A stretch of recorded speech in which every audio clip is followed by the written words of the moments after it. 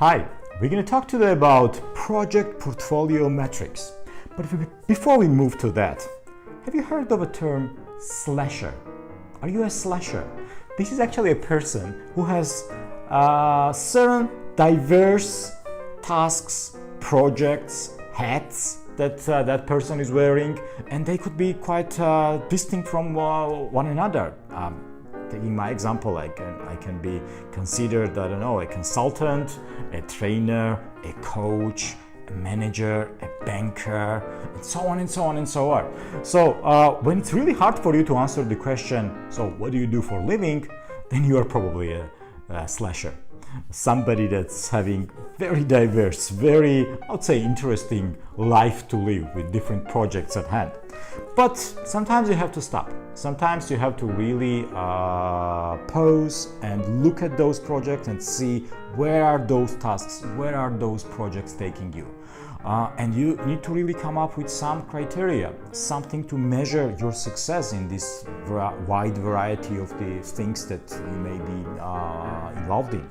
One very common solution, basically, to come up with this metrics, this project portfolio metrics, is to arrange all your projects according to cost and time.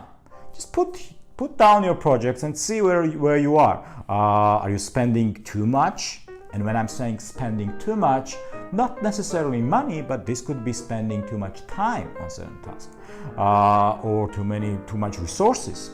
So look at it from that perspective. What is your resource? Are you spending much or not? Then if you have the time as a second constraint, then look at it from the time perspective and say, are you early, on time? Are you late?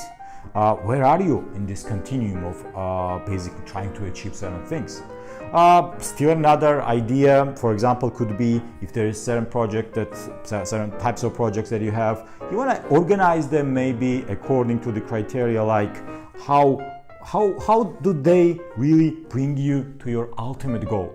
Are they really some instrumental goals to get you to the ultimate goal, or not? Are they something that you are learning anything new or not? So it could be learning and getting to your ultimate goal. And any other two criteria, think of anything that's important to you. Just pause, put those down on the paper, have a look at what you come up with, and try to analyze what are the projects that you really want to invest more time, invest more energy, invest more of your resources, invest more of your, desire to learn something or go and develop something or earn more money, and so on and so on. Think of anything that you want.